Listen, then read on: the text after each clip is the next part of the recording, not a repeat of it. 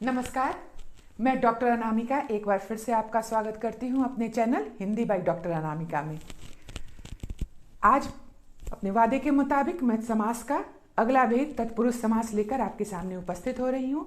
बृहद तरीके से इस समास को हम जानेंगे, समझेंगे, लेकिन उससे पहले एक अनुरोध है आपसे कि मेरे चैनल को लाइक करें, सब्सक्राइब करें और बेल बटन को जरूर दबाएं, जिससे मेरा उत्साह बना रहे और आपके लिए मैं उतने ही उत्साह से वीडियो लेकर आया करूं।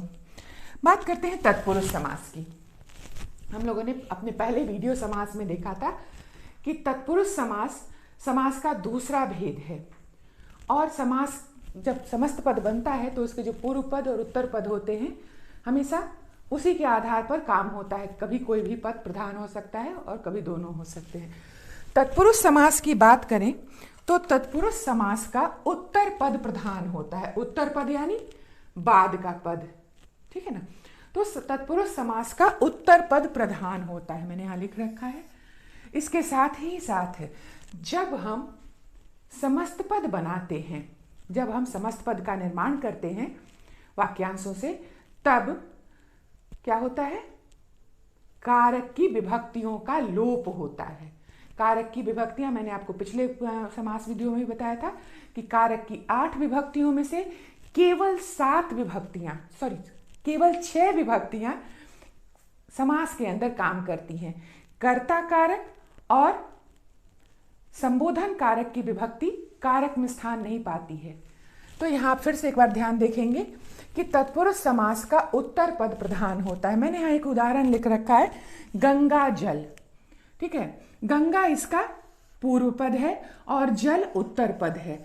प्रधानता उत्तर पद की होगी। हम जब भी कहेंगे गंगा का जल, तो जहां जिस पद पर स्ट्रेस आए वो प्रधान होता है। हमेशा हम इस बात को ध्यान रखेंगे। तो उत्तर पद प्रधान होता है इसका। और समस्त पद बनाने के लिए कारक की विभक्तियों का लोप किया जाता है, यानी वाक्यांश से कारक की विभक्तियों को अगर हम हटा देते हैं तो हमारा समस्त पद बन जाता है और वह तत्पुरुष समास का उदाहरण हो जाता है। यहां मैंने एक और उदाहरण आपके लिए लिख रखा है, सेना का पति, ठीक है ना। सेना का पति, यहाँ का कारक की विभक्ति है। कौन सा कारक? संबंध कारक। हम जैसे ही इस विभक्ति का लोप कर देंगे, हटा देंगे, हमारा समस्त पद क्या हो जाएगा? सेनापति, ठीक है। और जैसे ही हम यहां पर का संबंध कारक की विभक्ति को वापस ले आएंगे तो ये हमारा समास विग्रह हो गया, वाक्यांश के रूप में आ गया। सेनापति समास विग्रह किया तो सेना का पति। अब कारक की विभक्तियों के लोप के आधार पर, 6 कारक की विभक्तियों के लोप के आधार पर तत्पुरुष समास के 6 भेद हो जाते हैं। लेकिन बच्चों इस बात का ध्यान रखेंगे कि जब तक आपसे प्रश्न पत्र में यह पूछा नहीं जाए कि यह तत्पुरुष या समस्त पद कौन सा तत्पुरुष है, तब तक आप, ये भी एक एग्जाम का ट्रिक है, आप इसको ध्यान में रखेंगे, तब तक आप तत्पुरुष के भेदों को इस्तेमाल नहीं करेंगे जब तक पूछा नहीं जाए, क्योंकि वहां पर फिर आप गलतियां कर सकते हैं। हालांकि ऐसी गलतियां होनी नहीं चाहिए, लेकिन फिर भी जब तक पूछा नहीं जाए, एग्जाम में हमारा उद्देश्य यही होता है, जितना पूछा जाए बस उतना ही, ठीक है ना। लेकिन पता तो हमें होना चाहिए ना, जब समस्त पद बनाना होगा, विग्रह करना होगा, तब ये काम हमारे आएगा कि विग्रह करने से कौन सी विभक्ति का लोप हो रहा है। तो सबसे पहले बात करते हैं, कर्ता कारक का काम हमारे पास है नहीं, तो दूसरा कर्म कारक, उसके आधार पर यह बन जाता है कर्म तत्पुरुष। जब कर्म कारक की विभक्ति का लोप हो। यश प्राप्त, मैंने यहां एक समस्त पद लिख रखा है, यश प्राप्त। जब हम इसका समास विग्रह करेंगे तो विग्रह हो जाएगा यश को प्राप्त, ठीक है। इस यश को प्राप्त से अगर हमने को हटा दिया तो हमारा समस्त पद क्या हो जाएगा? यश प्राप्त। और हमने यहाँ को विभक्ति फिर से वापस ले आई तो यह समास विग्रह हो जाएगा। और को कर्म कारक की विभक्ति है, इसलिए अगर कर्म कारक की विभक्ति वाक्यांश में आए या वाक्यांश से कर्म कारक की विभक्ति का लोप हो तो वहां पर कर्म तत्पुरुष हो जाएगा। ध्यान रखेंगे इस बात का। दूसरा है हमारा करण तत्पुरुष। करण तत्पुरुष, करण कारक का चिन्ह होता है से। यह से काम का साधन या माध्यम होता है। किसी काम के होने का साधन या माध्यम, ठीक है ना, से और द्वारा, ये करण कारक की विभक्ति है। यहां मैंने एक समस्त पद लिखा है, तुलसीकृत, समस्त पद है हमारा तुलसीकृत, ठीक है ना। तो तुलसीकृत विग्रह करेंगे तो तुलसी द्वारा कृत, विग्रह करेंगे तो क्या हो जाएगा, तुलसी द्वारा कृत, ठीक है ना। यहां से अगर हम इस द्वारा विभक्ति को हटा दें तो हमारा समस्त पद तुलसीकृत हो जाएगा, जो कि एक इसका पूर्व पद तुलसी, उत्तर पद कृत, कृत यानी करना, किया गया, कृत यानी करना या किया गया। तो जो तुलसी के द्वारा किया गया, रचा गया, वह हो गया तुलसीकृत। द्वारा विभक्ति को हमने हटा दिया, हमारा समस्त पद तुलसीकृत, और जैसे ही हमने इस द्वारा विभक्ति को यहाँ लाया तो ये हमारा समास विग्रह हो गया।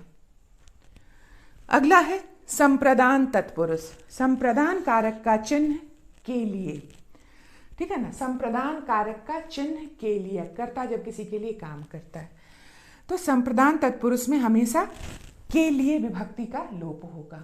जैसे मैंने यहाँ एक समस्त पद लिख रखा है, राह खर्च, तो जब हम इसका विग्रह करेंगे तो हमारे पास समस्त पद क्या का विग्रह क्या आएगा, राह के लिए खर्च, और जैसे ही हम इस के लिए को यहाँ हटा देंगे हमारा समस्त पद, उत्तर पद और पूर्व पद मिलकर राह खर्च बन जाएगा, और के जब विग्रह करेंगे तो के लिए विभक्ति को यहाँ डाल देंगे और हमारा वाक्यांश का निर्माण हो जाएगा, राह के लिए खर्च, ठीक है। आगे बढ़ती हूँ, अपादान तत्पुरुष, अपादान कारक की विभक्ति भी से है, अपादान कारक की विभक्ति भी से है, परंतु यह से अलग होने, भय या तुलना के अर्थ में होती है। तो यहाँ जो समस्त पद होगा वो हमेशा किसी चीज को किसी चीज से अलग होने का बोध कराएगा। जैसे मैंने यहाँ एक समस्त पद लिख रखा है, रोग मुक्त, ठीक है ना, हमारा समस्त पद क्या लिखा गया है, रोग मुक्त। जैसे ही हम इसका विग्रह करेंगे हमारा वाक्यांश तैयार होगा, रोग से मुक्त, ठीक है, यानी रोग से अलग हो गया। जैसे ही से हटाएंगे उत्तर पद और पूर्व पद मिलकर रोग मुक्त का निर्माण करेंगे, और हम यहाँ से विभक्ति डालेंगे तो समास विग्रह होकर वाक्यांश तैयार हो जाएगा, रोग से मुक्त। तो जब भी से यानी अलग होने के अर्थ में से विभक्ति का लोप हो तो अपादान कारक। अगला है हमारा संबंध तत्पुरुष, संबंध कारक का चिन्ह का के की, संबंध कारक का चिन्ह का के की। तो का के की यानी संबंध कारक की विभक्ति का अगर लोप होता है तो हमारा समस्त पद संबंध तत्पुरुष का उदाहरण हो जाएगा, ठीक है। यहाँ मैंने एक उदाहरण लिख रखा है, जलापूर्ति, जलापूर्ति का अर्थ होता है जल की आपूर्ति यानी प्रदान करना, देना किसी को। जब हम इसका विग्रह करेंगे तो यहाँ पर जो पद आ जाएगा वह है जल की आपूर्ति, ये की संबंध कारक का चिन्ह, और जैसे ही हमने इसे यहाँ से हटाया हमारा समस्त पद जलापूर्ति हो जाएगा, और हमने इसे विभक्ति इसके बीच में लेकर आ गए तो यह हो जाएगा जल की आपूर्ति, ठीक है। नेक्स्ट और आखिरी हमारा अधिकरण तत्पुरुष, अधिकरण कारक का चिन्ह होता है में पर, अधिकरण कारक का चिन्ह में पर होता है, ठीक है, यानी काम करने का आधार। जिस समस्त पद में या पर विभक्ति का लोप हो रहा हो और समस्त पद बनाया जा रहा हो तब वहां पर क्या हो जाएगा, अधिकरण तत्पुरुष हो जाएगा। जैसे मैंने यहाँ एक समस्त पद लिख रखा है, आप बीती, आप बीती, ठीक है। तो हमारा क्या हो जाएगा समास विग्रह, आप स्वयं पर बीती, आप या स्वयं मैंने लिख दिया, यहाँ आप का तात्पर्य स्वयं खुद।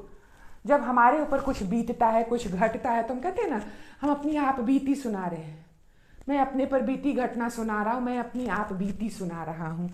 तो यहाँ आप बीती का जब हम विग्रह करेंगे तो आप या स्वयं पर बीती, पर हटा दिया तो आप बीती शब्द हमारे सामने, पद हमारे सामने तैयार होकर आ जाएगा जो हमारा समस्त पद होगा। और यह चूंकि में पर कारक पर विभक्ति का लोप हो रहा है इसलिए यह अधिकरण तत्पुरुष।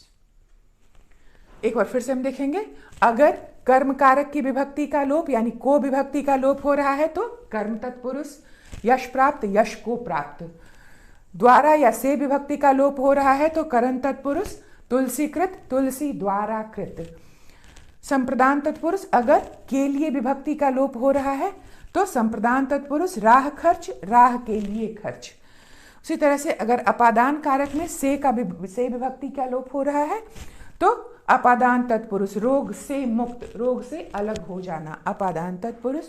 का के की विभक्ति का लोप हो रहा है जो कि संबंध कारक की विभक्ति है, अगर उसका लोप हो रहा है तो संबंध तत्पुरुष।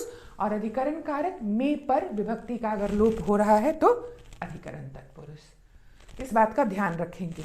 और जब अगर पूछा जाए कि यश प्राप्त कौन से तत्पुरुष का भेद है, तब आपके लिए बहुत आसान हो जाएगा। आप क्या करेंगे, विग्रह कर लेंगे, विग्रह कर लेंगे। अगर समझ में नहीं आ रहा कौन सा तत्पुरुष, विग्रह कर लें। यश से प्राप्त तो हम नहीं कह सकते, तो हम क्या कहेंगे, यश को प्राप्त, को यानी कर्म कारक, ये कर्म तत्पुरुष है। यहाँ तक बातें क्लियर हो गई हैं, उम्मीद करती हूँ समझ में आ गई होंगी। आगे हम अन्य ढेर सारे उदाहरण मैंने यहाँ आपके लिए लिख रखे हैं, ताकि जब हम उन उदाहरणों पे काम करें तो आपके लिए चीज़ें और स्पष्ट हो जाएं, आसान हो जाएं, ताकि आप अपना काम आसानी से कर सकें, इसे आसानी से समझ सकें। तो यहाँ ध्यान देंगे तत्पुरुष समास के अन्य उदाहरण। सबसे पहले मैंने लिख रखा है हवन सामग्री, ठीक है। तो इसका समस्त पद क्या है, हवन सामग्री, और विग्रह क्या हो जाएगा, हवन के लिए सामग्री, ठीक है ना, हवन के लिए सामग्री। अब इसके लिए ये किसका है, गुड, अधिकरण तत्पुरुष का चिन्ह है, यहां हटा लिया तो हवन सामग्री हो गया, और लगा दिया तो यह समास विग्रह हो गया। और कौन सा तत्पुरुष, अधिकरण तत्पुरुष। रेखांकित, रेखा से अंकित, रेखा से अंकित है ना। किसी चीजों को हम अंडरलाइन करते हैं, एक लाइन डालकर, उसे ही कहा जाता है रेखांकित। तो किसी चीज को हमने रेखा से अंकित कर दिया, रेखा यहाँ माध्यम है किसी चीज को अंडरलाइन करने के लिए, उसको रेखांकित करने के लिए रेखांकित। परीक्षा फल, परीक्षा का फल, कौन सा तत्पुरुष, संबंध तत्पुरुष। नीति कुशल, नीति में कुशल, नीति में कुशल में अधिकरण तत्पुरुष। देश निकाला, देश से निकाला यानी निकाल दिया जाना, देश निकाला, अपादान तत्पुरुष, क्योंकि देश से अलग हो रहे तो अपादान तत्पुरुष। नगरवासी, नगर का वासी, वासी यानी रहने वाला, जो नगर में रहता है, का संबंध तत्पुरुष। रोगग्रस्त, विग्रह क्या हो जाएगा, रोग से ग्रस्त यानी पीड़ित, रोग से ग्रस्त, रोग से पीड़ित, उसके बीमार होने का, उसके किसी चीज की गिरफ्त में आने का कारण क्या है, रोग। और दूसरा मैंने लिखा है रोग मुक्त, तो हमारा विग्रह हो जाएगा रोग से मुक्त। दोनों में ही से की स्थिति है, लेकिन से का चिन्ह है कारक का, लेकिन यहाँ रोग उसके पीड़ित होने का, ग्रस्त होने का कारण बन रहा है, तो यहाँ वह रोग से मुक्त हो रहा है, अलग हो रहा है। करण तत्पुरुष, अपादान तत्पुरुष। घुड़सवार, घुड़सवार, घोड़े पर सवार, घोड़े पर सवार।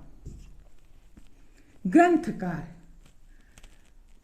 ग्रंथ को लिखने वाला, ग्रंथ को करने वाला, लिखने वाला, को कर्म तत्पुरुष। भूखमरा, भूख से मरा, यहां भूख कारण है उसके मरने का, तो कौन सा, करण तत्पुरुष। बुद्धिहीन, बुद्धि से हीन, हीन यानी कम, छोटा, कमजोर, तो बुद्धि की कमी होना, कमी होना यानी अपादान तत्पुरुष। गगनचुंबी, गगन यानी आसमान को चूमने वाला, ठीक है ना, को कर्म तत्पुरुष। माखन चूर, माखन को चुराने वाला,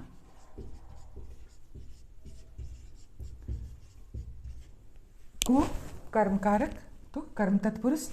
अकाल पीड़ित, अकाल से पीड़ित, यानी वो अकाल से परेशान है। पीड़ित होना, परेशान होना, दुखी होना।